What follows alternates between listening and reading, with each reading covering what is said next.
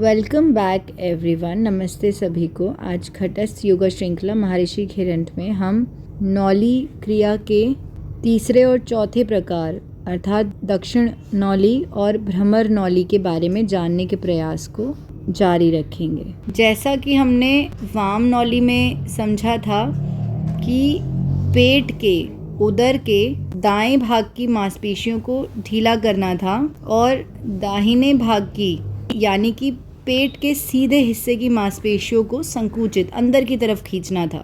इसके एकदम विपरीत दक्षिण नौली में पेट के बाएं यानी कि उल्टे हिस्से की मांसपेशियों को ढीला रखना है और पेट के सीधे हिस्से की मांसपेशियों को संकोचित करना है, अंदर की तरफ खींचना है। और यह संकुचित मांसपेशियां पेट के दाहिने भाग में यानी कि सीधे हिस्से में लंबी धनुष की तरह खड़ी हो जाएंगी और यही दक्षिण नौली की अंतिम स्थिति है। और यदि इस क्रिया को आसान करना है तो आप थोड़ा आगे झुककर बाईं जांघ को ढीला रखते हुए दाहिने हाथ से दाईं जांघ पर दबाव डालें और ऐसी स्थिति में जितनी देर तक आसानी से श्वास बाहर रोक सके संकुचन की स्थिति में बने रहना है। अधिक दबाव नहीं पड़ना चाहिए और फिर इसके बाद दोबारा मध्यम नौली की स्थिति में आ सकते हैं और तत्पश्चात मांसपेशियों को ढीला करके उड्डयन बंद लगा लेना चाहिए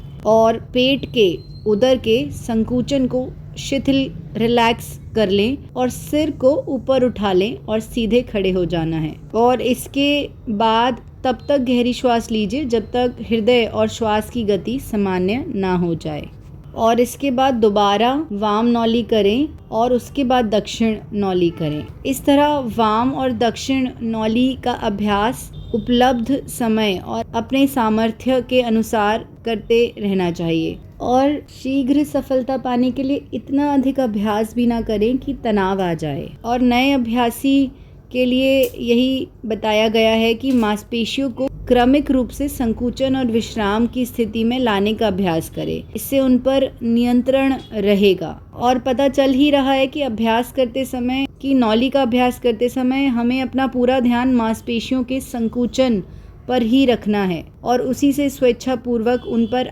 आसानी से नियंत्रण स्थापित भी कर पाएंगे। जब नौली क्रिया प्रारंभ करेंगे तब श्वास की गति एकदम सामान्य ही रखनी है और पेट की मांसपेशियों को संकुचित करने से पहले पूरी श्वास छोड़कर यानी कि पूरी श्वास को छोड़ने के बाद उड्डयन बंद लगाना है। संकुचन के समय क्योंकि उड्डयन बंद लगाया है तो श्वास बाहर ही रुकी रहेगी।